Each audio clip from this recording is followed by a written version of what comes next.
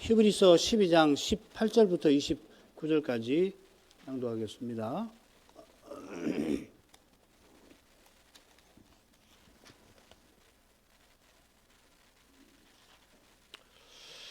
너희의 이른 곳은 만질만한 불붙는 산과 흑운과 흑암과 폭풍과 나팔 소리와 말하는 소리가 아니라 그 소리를 듣는 자들은 더 말씀하지 아니하시기를 구하였으니 이는 짐승이라도 산에 이르거든 돌로 침을 당하리라 하신 명을 저희가 견디지 못함이라.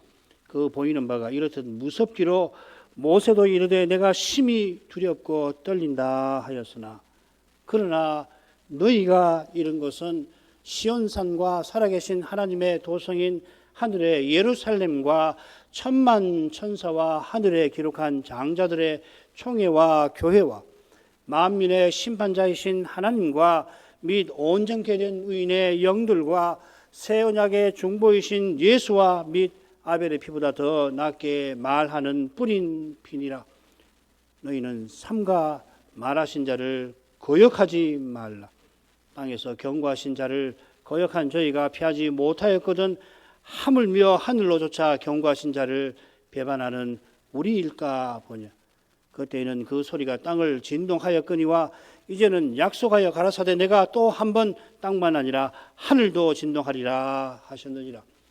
이 또 한 번이라 하심은 진동치 아니하는 것을 영존케 하기 위하여 진동할 것들 곧 만드신 것들의 변동될 것을 나타내심이니라. 그러므로 우리가 진동치 못할 나라를 받았은즉 은혜를 받자. 이로 말미암아 경건함과 두려움으로 하나님을 기쁘시게 섬길지니 우리 하나님은 소멸하는 불이심이니라.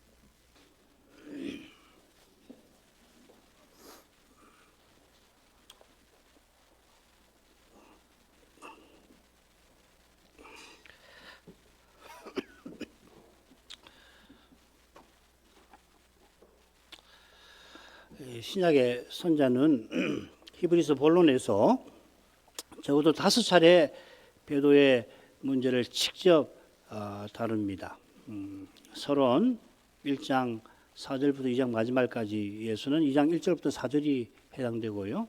그 다음 3장 1절부터 4장 14절까지는 퍽탈락을 크게 볼 수 있어요. 3장 7절부터 시편 95편을 인용하는 거기서부터 4장 13절까지. 그 다음 가운데 4장 15절부터 10장 마지막까지는 두 군데 나오죠. 6장 4절부터 8절 그리고 10장 26절부터 31절 서로 완벽하게 짝을 이루는 대목에서 나왔던 것을 우리가 기억합니다. 11장, 12장, 13절까지는 학자들이 없다고 그래요. 저는 동의를 하지 않습니다만 결론은 오늘 읽은 본문 12장 25절부터 29절이 그렇습니다. 이 5개는 히브리서를 연구하는 학계가 다들 동의하는 5군데입니다. 그렇지만은 뭐 당연히 하지 않더라도 사도가 배도의 위험을 경고하는 본문은 훨씬 더 될 것이고 대표적인 것이 지난 시간 살핀 첫째 단락이 되겠죠. 앞에 15, 16절에 보면 3번 두려워하라 성했는데 그 다 배도에 대한 내용이죠. 그리고 17절 역시 배도의 두려운 현실을 다루고 있다 할 것입니다. 선자가 이렇게 배도의 문제를 다루는데 당연히 언론을 시작하는 서론부터 이 배도의 위험을 헤쳐갈 길을 제시를 하고 있죠. 2장 1절이 대표적인 말씀이죠. 모든 들은 것을 더욱 간절히 삼갈지라. 그러니까 지금 본론을 마무리 짓는 이 결론에서도 역시 그런 겁니다. 모든 사람으로 더불어 화평함과 거룩함을 좇으라 하였는데 이건 결국 아까 말씀드린 2장 1절의 명령하고 사실상 같은 것입니다. 모든 들은 것을 더욱 간절히 삼가야 거룩함을 끝까지 좇을 수 있고 거룩함을 좇을 수 있어야 그게 무슨 말입니까? 주일 예배에서 주의 영광을 배워야 모든 들은 것을 더욱 간절히 삼가게 되는 거죠. 달리 사람 힘으로 오늘 더 깨달았으니 내일 더 깨달아야지 내일은 더 말씀에 온 마음을 쏟아야지 해가지고 될 수가 없어요. 그건 안 되는 겁니다. 주님의 압도적인 그 거룩하신 영광을 배워야만 그렇게 하지 않고 배길 수 없게 하시는 거거든. 따라서 셋째 단락 13장 1절부터 19절 읽어보시면 알겠지만 이러한 내용들이 명령에 그대로 구현이 되어 있습니다. 뭐 굉장히 많은 열 몇 개가 명령이 있습니다만 그걸 다 정리해 보면 결국 같은 내용이에요. 그 얼마나 위대한지 모릅니다. 이 다른 성경도 마찬가지지만 이 히브리서 어마어마한 성경이에요.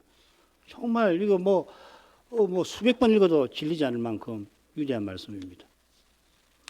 오늘 낭독한 말씀은 신약교회가 이런 실천적인 길을 걸어가게 하시는 거룩한 근거를 제시를 할 겁니다. 줄거리 보십시다. 둘째 단락인데요. 오늘 읽은 18절부터 29절까지 두 번째 단락이죠. 크게 둘로 나눌 수 있습니다. 아까 25절부터 29절 뒤에 부분이 배도에 대한 경고라고 그랬죠. 그리고 앞에 부분 18절부터 24절 이 경고의 근거가 되는 교훈인 겁니다. 하나님이 행하신 위대한 일들을 먼저 이야기하고서 그러면 우리는 어떻게 살아가야 할 것인가 하는 것이죠. 자, 줄거리는 간단하지요.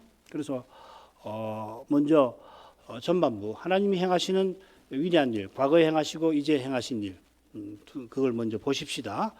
이 첫째 부분은 딱 둘로 나눠지는데 맨 처음 보시면 18절, 22절에 똑같이 나오죠. 너희가 이런 곳은 18절은 이게 아니요, 22절은 이곳이다 이렇게 돼 있죠, 그죠? 그러니까 신약 교회가 이런 곳을 설명하려고 하는데 구약 교회가 이런 것과 대조를 하고 있습니다. 22절에 그러나 해서 아주 강한 말입니다. 이것은 대조를 하는 겁니다. 자, 먼저 구약 교회가 이런 곳이 어딘지를 보십시다. 18절부터 21절 읽겠습니다. 너희가 이런 곳은 만질만한 불붙은 산과 흑운과 흑암과 폭풍과 나팔 소리와 말하는 소리가 아니라 그 소리를 듣는 자들은 더 말씀하지 아니하시기를 구하였으니 이는 짐승이라도 산에 이르거든 돌로 침을 당하리라 하신 명을 저희가 견디지 못함이라. 그 보이는 바가 이렇듯 무섭기로 모세도 이르되 내가 심히 두렵고 떨린다 하였으니. 이 18절은 이는 이러이러함이라. 왜냐하면 이러이러하기 때문이다 이렇게 되어 있습니다. 소신받는 신자들이 배도의 위험을 두려워하며 서로 돌아보아 거룩함을 추구해야 하는 이유 혹은 근거라고 보는 게 좋습니다. 이 근거를 이제 선자가 제시하려 하는 겁니다. 그 근거는 뭐냐? 하나님이 행하신 위대하신 그 사실, 구원의 역사입니다. 사실입니다. 서로 대조를 이루는 두 사실이지만은 둘 다 그러나 위대하다는 것을 잊어서는 안 됩니다. 대조하니까 하나는 위대하고 하나는 위대하지 않다 이렇게 생각하기 쉽지 않아요. 둘 다 위대한 거예요. 어마어마하게 위대한 두 사건인데 그럼에도 불구하고 신약 교회를 위해서 행하신 일은 구약 교회를 위해서 행하신 일과 대조를 이룰 만큼 더 위대하다는 겁니다.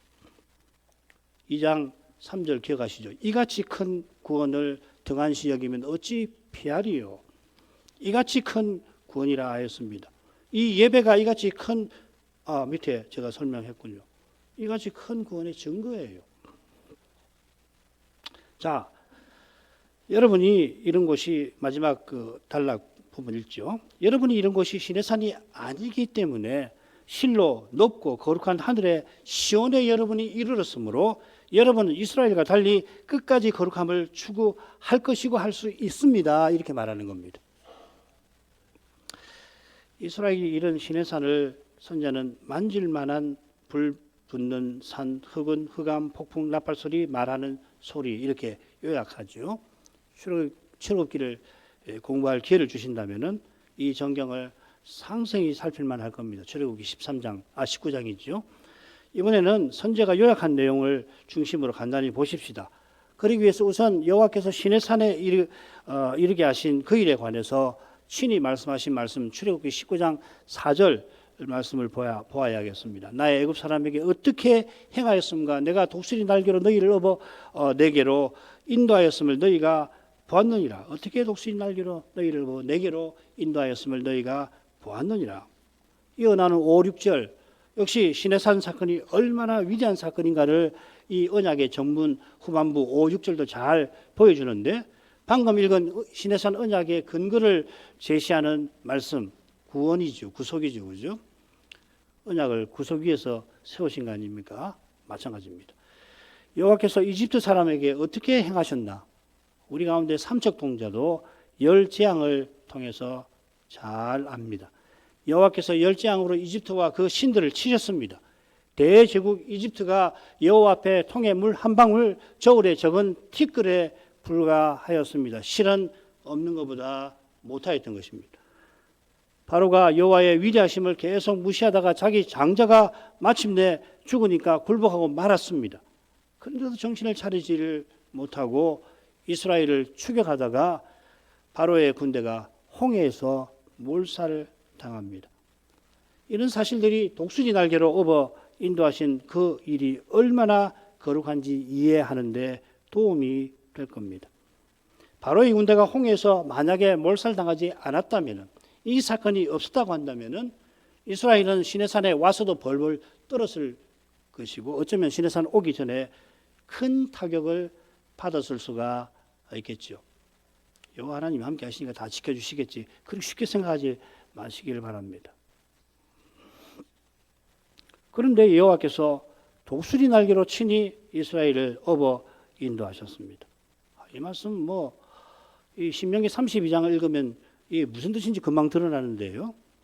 여호와 하나님이 자기를 어미 독수리로, 이스라엘을 새끼 독수리로 표현하신 거 아닙니까? 읽어보겠습니다. 신명기 32장 11, 12절.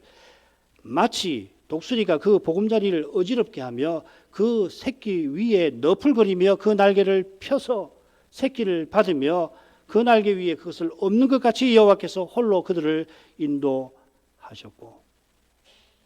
이 신명기 32장 11, 12절 이 인용한 말씀에 얼마나 많은 교훈이 담겨 있는지 훗날 신명기를 공부하시게 되면은 금방 아시게 될 겁니다. 얼마나 놀라운 말씀인지 모릅니다. 이게 창세기까지 다 그슬로 올라가는 겁니다. 창세기 1장 2절에 여호와의 신이 수민이 운행하시니라, 거기까지 그슬로 가는 말씀이에요. 얼마나 말씀이 웅장합니까? 이런 말씀이 어디 있을까요? 우리가 현대를 살아가니까 넷플릭스도 있고 OTT가 많아갖고 영화를 안 볼 수가 없습니다만은 얼마나 장엄합니까? 성경이 얼마나 장엄하냐 이 말이죠. 요점은 여호와께서 이스라엘을 내 장자로 부르셨다 하는 겁니다. 그리하신 목적이 지금 우리가 그리스도와 함께 고난받아 그리스도와 함께 영광을 받게 하시는 이 역사 현실에서 이루어지고 또 이루어져 갈 것입니다. 우리가 장차 하나님의 아들들로서 영원한 제국을 상속받을 것입니다. 그런 원대한 목적을 염두에 두시고서 이스라엘을 시내산으로 인도하셨던 것입니다. 이스라엘을 업어 인도하셔야 할 만큼 이스라엘 스스로는 시내산에 이를 힘도 없을 뿐만 아니라 더욱이 시내산에서 여호와와 언약을 맺을 힘이나 자격이나 능력은 더더구나 없지요. 한 민족이 광야길을 걸어서 시내산까지 가는 것 대단한 일이죠. 하나님이 얼마나 큰 기적을 행하셨는지 물, 메추라기, 만나 이런 것을 통해서 또 아말렉을 격파시켜 주신 일 이런 것들이 기록이 되어 있습니다. 그것도 대단한 일인데 여호와 하나님과 한 민족이 언약을 맺은 일을 한번 생각해 보세요. 세상에 이런 일을 어떻게 우리 언약을 맺을 수 있게 됐나? 이게 몽골 제국을 세운 징기스칸이 한 일보다 덜합니까? 아니죠. 우리가 그리스도로 말미암아 하나님과 언약을 맺어서 언약 백성 되는 것이 작은 일입니까? 아니죠. 여호와 홀로 구속하셨고 먼저 언약을 맺어 주셨습니다.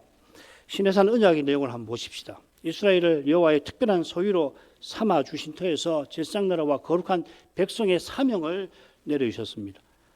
모세가 모압 평지에서 이제 곧 죽을 텐데 가나안에 곧 들어갈 자기 백성을 향해서 이 사실을 주지시키면서 이같이 그 신을 가까이 함을 얻은 민족, 공의로운 큰 민족이 어디 있느냐 그들 앞에 당당하게 확신차게 알리지 않았습니까? 이스라엘 자체로는 모든 민족 중에 가장 적은 민족입니다. 이스라엘만 그렇고 나는 안 그렇다 그거 아니죠. 대제국에서 종살이하던 게다가 바로에게 멸절당할 뻔한 민족입니다. 이런 힘없는 민족, 세상에서 있으나마나 한 민족을 하나님 때문에 이스라엘이 유명하지 그 스스로 무슨 유명할 게 뭐가 있는 민족이에요. 그런 나라가 제사장나라 거룩한 백성 되게 하셨습니다. 그런데 우리가 의롭다 하심을 받고 거룩한 삶을 살아가는 것은 그보다 더 위대합니다. 우리 가운데 가장 경건한 사람이 있다 하더라도 얼마나 경건한지 아침부터 저녁까지 경건의 훈련을 쌓고 거룩한 경건의 능력을 나타내는 그 사람도 그보다 더한 은혜를 받아, 이스라엘보다 더한 은혜를 받아 그가 구원에 이르게 되었지, 그가 그 경건으로 구원에 조금이라도 기여하지 못합니다. 우리가 지금 어떻게 해야 하는지를 살필 때에 우리 자신이 지금 무엇을 이 시대에 해야 할 것인가를 생각할 때에 전에 예배조차 제대로 드리기 힘들었던 사실을 우리 교회 역사에서 분명한 사실이죠. 그리고 그 사실이 뭔지도 제대로 몰랐다라고 하는 이 사실을 잊지 마셔야 할 것입니다. 우리가 그런 사람들 아닙니까? 예배가 뭔지 제대로 아신 분, 알고서 이 교회 들어오신 분 얼마나 됐어요? 알긴 하죠, 머리로. 우리가 다 그랬어요. 지금도 우리 스스로는 예배에 들을 수 없는 존재란 말이지요. 나는 남보다 자격이 있어서 예배를 잘 드리게 된다, 능력이 있어서 예배를 잘 드린다, 이런 생각하면 안 되지요. 아무도 못합니다. 하나님은이 아니고서는 하나님 먼저 우리를 예배로 불러주시지 않으면 안 되는 거예요. 오늘 이 자리에 오시게 될 때까지 이 지난주와 똑같이 오신 분도 계시지만은 필경 지난주와 오늘 아침이 상황이 달랐던 분들도 계실 거예요. 여차하면은 예배를 드릴 수 없겠구나. 얼마든지. 그것만 아니죠. 예배가 되려면 어떻게 됩니까? 하나님이 여기 계셔야 될 거 아니에요. 무슨 수로 우리가 하나님과 그리스도를 모셔올 수가 있냔 말이에요. 우리 가운데 하나님, 하늘에 계신 하나님 좀 와주십시오. 우리가 갈 테니 차를 보낼 테니 뭘 보낼 테니 그 차 타고 우리가 드리는 수단을 가지고 타고 여기 오십시오. 그럴 수 있습니까? 지금 제 말이 희화되시지 않을 거라고 믿어요. 우리가 하늘에 어떻게 올라가느냐 말이에요. 뭔 수로 하늘에 올라가느냐 말입니다. 이 예배가 지금 지금 12장 22절부터 바로 그 내용 아닙니까? 우리가 가진 곳은 하늘의 시온이라고 했단 말이죠. 이걸 잊어버리고서 나는 남과 다르다고 생각하면 망하는 겁니다.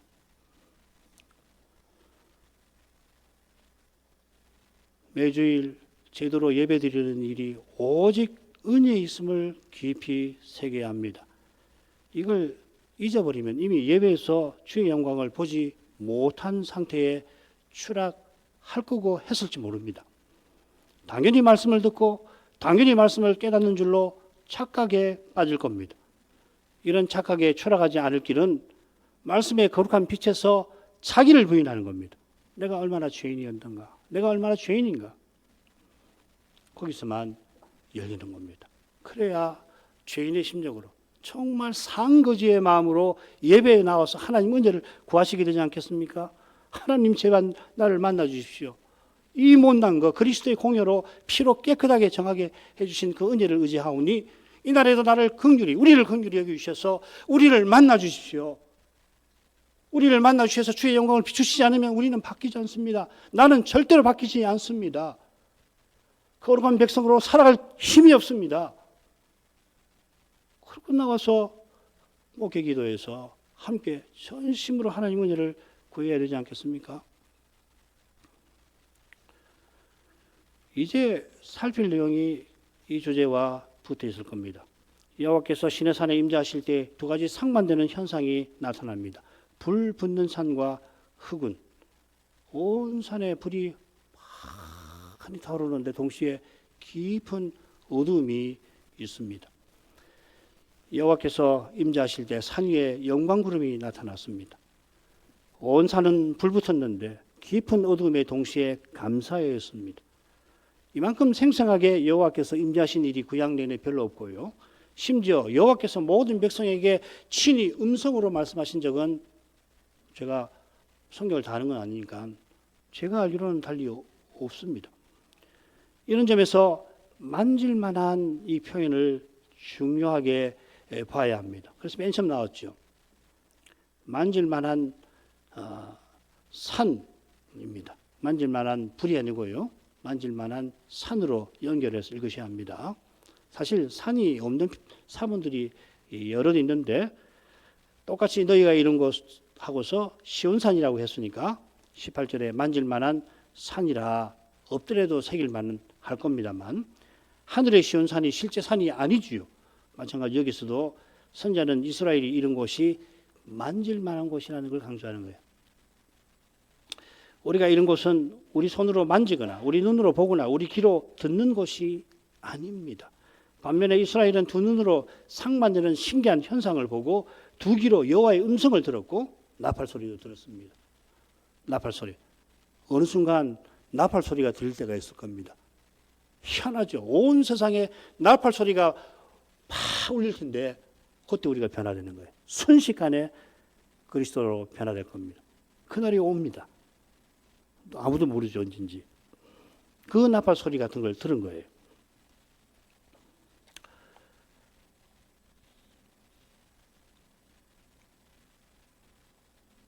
두 손으로 만질 만한 곳에 이런 겁니다. 이 만진다는 말이 드문단 말입니다. 예수님과 관련해서 두 번 인상 깊게 쓰였습니다. 사도들이 영원한 생명이신 예수님을 손으로 만졌다고 그랬죠. 우리가 영원한 생명에 관하여는 우리가 귀로 듣고 우리 눈으로 보고 주목하여 우리 손으로 만진바다. 요한일서 1장 1절이죠. 부활 후에 주님께서 나를 만져보아라. 누가복음에 못 믿으니까 만져보라고도 하십니다. 말씀 하나님이 육신이 되셔서 사도들은 직접 손으로 주님을 만졌습니다마는 그들이 만진 주님은 영원한 생명이시며 부활하신 분이시다. 이건 성신의 감화로만 깨달았죠. 가룟 유다가 만지기로 시작하면 누구보다 주님을 만졌을 겁니다. 주님 바로 곁에서 식사하고 건네시는 떡을 받아 먹었지만 그 직후에 나가서 주님을 팔았습니다. 주님과 접촉한 사람이 한둘입니까? 온 무리가 주님을 옹이해서 얼마나 주님을 만졌습니까? 베드로도 주님을 부인했지만 돌이켜 양무리를 친 것은 주님의 간구에 성신의 감동에 있는 겁니다. 이스라엘이 만질 만한 곳에 이르렀습니다마는 그 거룩하신 영광을 도무지 감당할 수가 없었습니다. 이것은 여호와의 음성을 직접 듣고 더 말씀하지 아니하시기를 구한 데에서 잘 드러납니다. 영광 구름을 본다고 해서 여호와를 믿는 거 아니죠. 영광 구름이라는 건 하나님이 이 세상에 임하실 때에 천사들을 대동하고 오시는데 그게 때때로 구름으로 보이는 거예요. 구름처럼. 그걸 눈으로 가시적으로 보게 하신 거죠. 광야 때 특별히 출애굽 직후부터 영광 구름으로 나타나시지 않습니까? 여호와의 음성을 직접 듣는 그것이 믿음보다 두려움을 불러일으켰습니다. 내가 이스라엘처럼 여호와의 음성을 직접 듣는다면, 내가 유대인처럼 예수님의 표적을 직접 눈으로 본다면 내가 틀림없이 믿을 텐데, 누가 말한다면 자기가 이스라엘과 나아가 모든 사람과 근본적으로 똑같이 할 수 없는 죄인인 것을 모르는 상태에 있는 겁니다.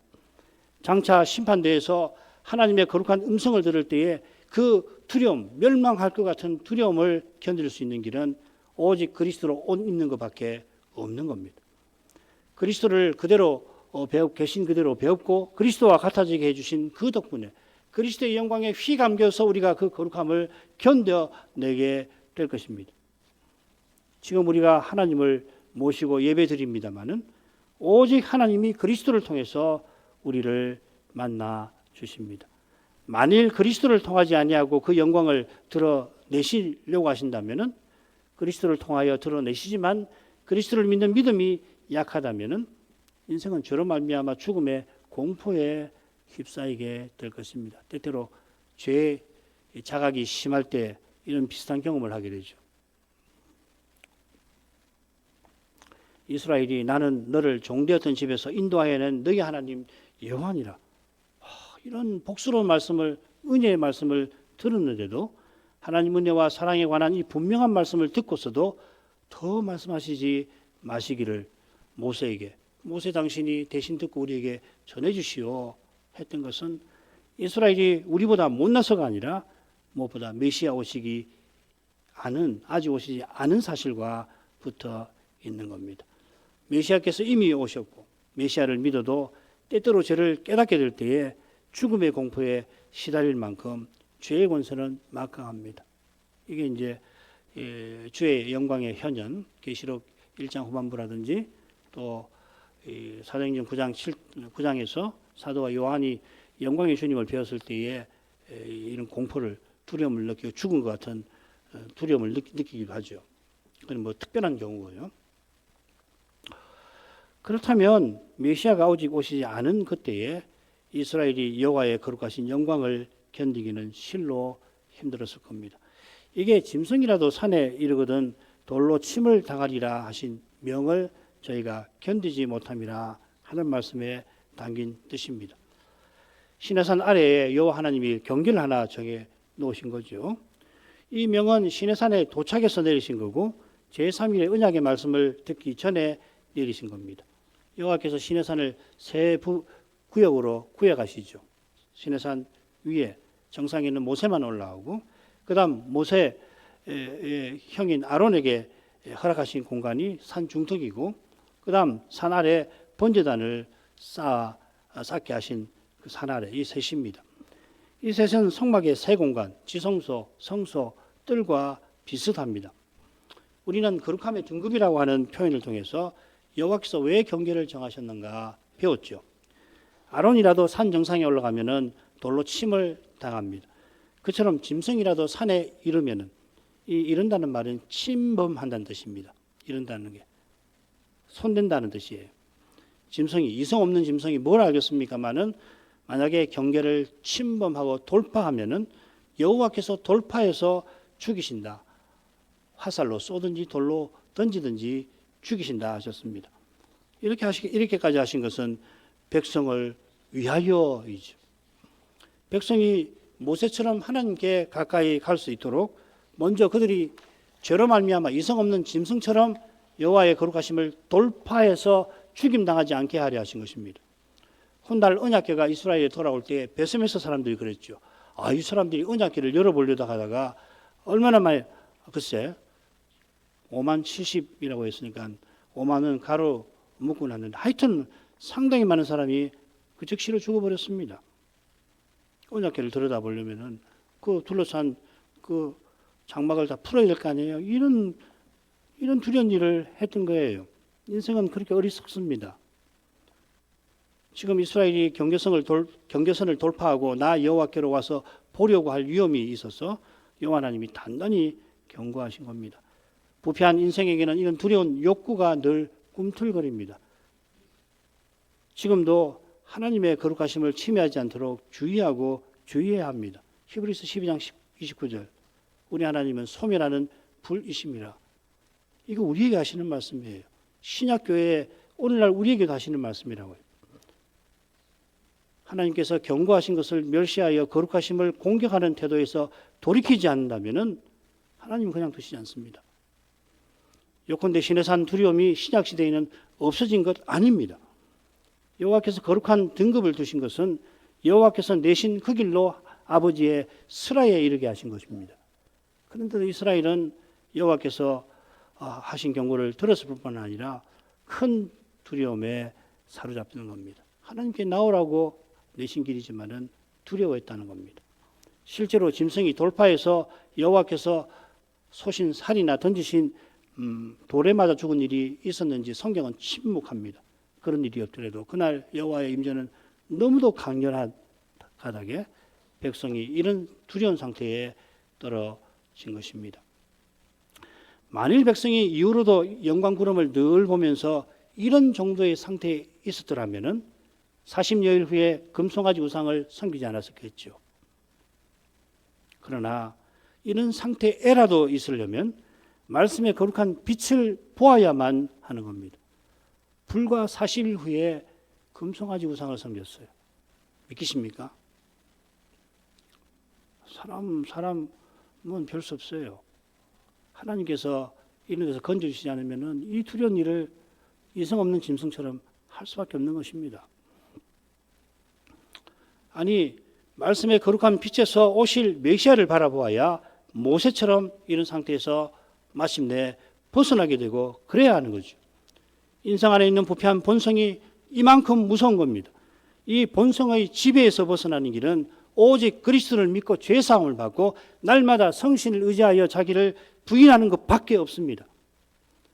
이런 일이 하루라도 중단되면 반드시 부패한 본성의 악한 영향을 받게 됩니다. 그래 우리는 날마다 그리스도의 공로를 의지하고서 회개하고 또 회개할 수밖에 없어요. 단 하루도 그리스도의 공로가 오늘은 필요치 않습니다.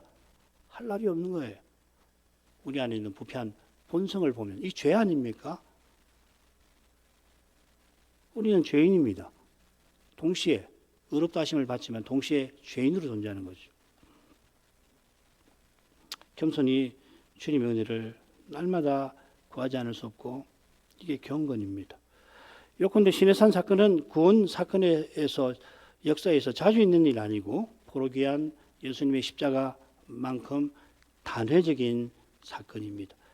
이것이 그 보이는 바가 이렇듯 무섭기로 하는 말씀에 암시되어 있습니다. 그 전에도 물론 그 이후로도 여호와께서 영광 구름에 여전히 계시며 그 영광을 나타내시죠. 밤에는 환한 불빛으로, 낮에는 큰 구름으로 해를 가리시는 일로 그 구름 기둥이 올라가죠. 마치 독수리 날개 치는 것처럼 이스라엘 행진하는 그 이스라엘 그 행진 진위에 독수리 날개처럼 그 날개가 쫙 구름이 펼쳐서 낮에는 보호해 주시고 밤에는 그 길을 빛으로 인도해 주신 거 아니에요. 이거 얼마나 놀라운 일입니까?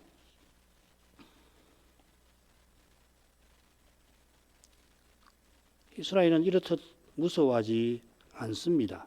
불과 40일 후에 그 보이는 바가 잠시는 뇌리에 생생하게 남아있다가 눈에 여전히 영광 구름이 보이는데도 얼마 지나지 않아 기억에서 사라지고 맙니다. 이스라엘이 유독 이상한 사람들이라서 그런 거 아닙니다. 죄는 사람을 이렇게 어둡게 만드는 겁니다. 예배에서 주의 영광을 항상 뵙지 아니하면은 마침내 주의 영광은 온데간데 없고 몸만 예배 자리를 차지하게 될 경우에 자기도 모르게 과람한 생각과 말과 행동이 튀어나올 겁니다. 하고서 금방 후회하지만은 엎질러진 물이지요. 그러니 회개해야 하는 겁니다. 주님의 영광을 보지 않으면 사람은 이렇게 되는 거예요. 우리 안에 그런 공장이 있습니다. 무서운 존재예요, 우리 스스로가. 얼마나 무서웠는지 모세도 내가 심히 두렵고 떨린다 말하였습니다. 모세가 금송아지 우상 숭배 때에 여호와 하나님이 이스라엘을 전멸하겠다 하실 때 두려워하였다. 훗날 박히는데 바로 그 낱말입니다. 이 낱말이 자주 나오지 않거든요. 실제로 이 표현은 신명기에 나옵니다. 이 낱말이 변화산에서 세 제자에게 한 번 더 쓰입니다. 떨린다 하는 표현은 모세가 호렙산에서 임재하신 그 여호와를 배울 때 신비한 현상이죠. 떨기나무가 있는데 불은 붙었는데 사그라들지 않는단 말이죠. 그때 보고서 떨었다 하였습니다. 역시 한 번 더 떨린다는 표현이 신약에 나오는데요. 빌립보 간소가 지진 사건이 일어날 때에 심히 떨면서 바울 앞에 엎드러졌죠. 두 낱말이 신약 성경에 각각 3번 쓰이는데 2번씩은 모세에게 쓰였습니다. 가장 거룩한 사람 모세도 시내산에서 심히 두려워할 만큼 여호와의 임재는 특별했고 거룩하였습니다. 말씀드린 대로 그때가 아직 메시아 오시기 전인 것과 붙어 있습니다. 그때 날마다 드린 제사가 죄를 생각하게 하는 것인 것과도 붙어 있습니다.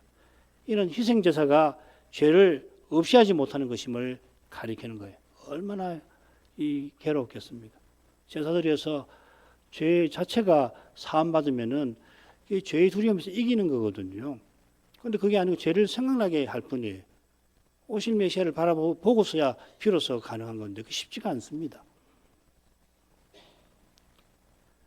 대속죄일에 속죄제를 드려서 새해 성막에 나가 제사할 수 있게 하셨습니다만 제사 자체는 죄를 생각하게 만드는 역할을 하는 것이에요. 오직 성신께서 죄를 생각한 이스라엘들어 메시아와 영원한 나라를 바라보게 하셨던 겁니다.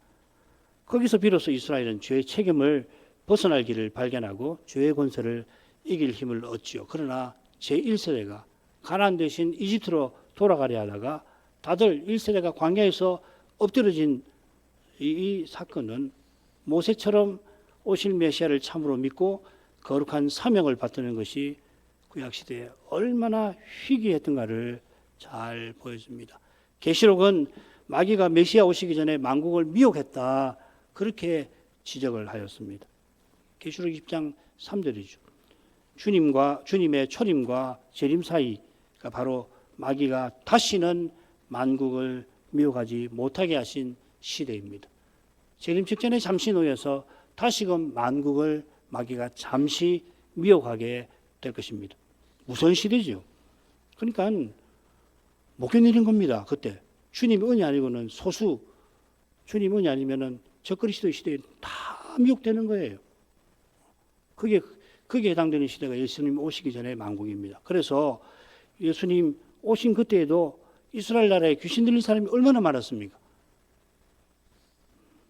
죄의 사함을 받고 죄의 권세를 이기는, 그래서 마침내 죽음의 두려움을 이기는 이 구원은 전적으로 하나님의 일입니다. 은혜입니다. 바로 이런 사실이 이어지는 말씀에 나옵니다. 그러나 너희가 이른 곳은 시온산과 살아계신 하나님의 도성인 하늘의 예루살렘과 천만 천사와 하늘에 기록한 장자들의 총회와 교회와 만민의 심판자이신 하나님과 및 온전케 된 의인의 영들과 새 언약의 중보이신 예수와 및 아벨의 피보다 더 낫게 말하는 뿌린 피니라. 오늘은 요지만 말씀을 드립니다. 요지는 그러나와 붙어 있습니다. 이스라엘이 시내산에 이른 것과 우리가 시온에 이른 사실을 아주 뚜렷하게 대조합니다. 그러면 대조하는 것이 뭔가, 이걸 잘 알아야 선지자가 전하는 교훈을 잘 받을 겁니다. 시내산에 심히 두려운 것이 시온산에 무엇과 대조가 되는 겁니까? 심히 두려움과 대조되는 것이니 심히 즐거운 것입니까? 28절에 보면 기쁘시게 섬긴다는 표현이 있으니 그럴 것도 같습니다만은 동시에 우리는 경건함과 두려움으로 섬기라 하였습니다. 게다가 29절에는 시내산의 하나님만 아니라 시온산의 하나님께도 해당되는 거죠. 우리 하나님은 소멸하는 불이시라. 선자가 시내산의 두려움과 시온산의 즐거움을 대조하지 않는 건 아닙니다만은, 그러나 주의해야 될 것은 시온산에 이런 우리에게도 여전히 두려움이 있다 하는 겁니다. 시내산과 시온산을 대조하면서 선자는 두려워하는 모세와 달리 하늘 성소에 나가신 새 언약의 중보이신 예수님과 그분의 뿌린 피를 우리로 보게 하십니다. 거기서 참된 즐거움이 가능한 거죠. 죽음의 두려움을 이기는 참된 기쁜 말입니다. 두 현실 모두 배도의 위험이 불러일으키는 두려움이 있습니다. 그러나 시내산에서는 이스라엘이 금송아지 숭배로 멸절될 상태였습니다. 모세도 두려워할 상태였습니다만 시온산에 이른 신약교회는 틀림없이 배도의 위험을 이깁니다. 이런 점에서 요한 사도가 첫 서신에서 하나님께로 난 자마다 범죄치 아니한다, 이 범죄는 배도하는 죄를 짓지 않는다는 이야기예요. 신약 신자는 아무 죄도 안 짓는다는 이야기는 아니죠. 그 말도 안 되는 겁니다. 그건 뭐 어디를 봐도 맞지 않는 이야기고, 배도하는 죄를 절대로 짓지 아니한다. 하나님의 새 생명의 씨가 들어 있으니까요. 시온산에 이르게 하신 예수님과 그분의 피가 반드시 배도의 위험의 소리를 건집니다. 심지어 예수님께서 거룩한 일을 이루고 계시니 지금 배도의 시대가 전개되고 있는 것이기도 합니다. 이 서신 끝에서 선자는 예수님의 피를 언급하면서 축도와 성령을 다음과 같이 드립니다. 양의 큰 목자이신 우리 주 예수를 영원한 언약의 피로 죽은 자 가운데서 이끌어내신 평강의 하나님이 모든 선한 일에 너희로 온전케 하사 자기 뜻을 행하게 하시고 그 앞에 즐거운 것을 예수 그리스도로 말미암아 우리 속에 이루시기를 원하노라. 영광이 그에게 세세 무궁토록 있을지어다. 아멘. 영원한 언약의 피를 십자가에서 흘리신 예수께서 양의 큰 목자로서 양무리를 통하여 평강의 하나님의 뜻을 행하고 계십니다. 서신 받는 신자들의 눈앞에는 평강이 아니라 불안과 좌절의 현실이 지금 펼쳐져 있습니다. 전에 믿음의 동지였다 했던 그들이 이제 그리스도의 원수가 되어버렸습니다. 그리스도의 원수가 된 이들은 필시 사람의 힘과 꾀로 소신만든 신자들을 핍박하였을 겁니다. 당연한 겁니다. 사람으로 행하기 때문에 사람으로 행하면 반드시 사람의 힘과 꾀를 사용해서 상대를 제압하고 이기려 든단 말이죠. 그럼 가만히 있을 수 없죠. 자기들 이단이라고 그러고 배도했다고 그러니 가만히 있겠습니까? 이 현실이 그러나 사람 생각에는 도저히 이해되지 않았을 겁니다. 선자는 말씀에 빛을 비추어서 그 현실이 이해되지 아니하는 그 현실이 어떻게 해서 이런 일이 우리 가운데 일어날 수 있는가 할 그 현실이 양의 큰 목자가 양들을 인도하시는 바로 그 사실 때문이라고 상기를 시키는 것입니다.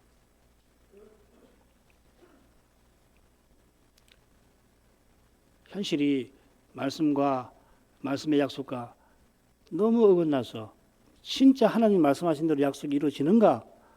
정말인가? 그런 의심, 두려움, 낙담이 일어날 때에 참된 믿음은 놀라웠게도 말씀하시는 하나님과 그분의 약속을 붙듭니다. 거기서 참된 믿음은 사람의 의지가 아니라는 것이 드러나는 겁니다. 참된 믿음은 사람으로서 믿을 수 없는 것을 그런데 믿지 않을 수 없게 되는 것을 가르칠 거예요.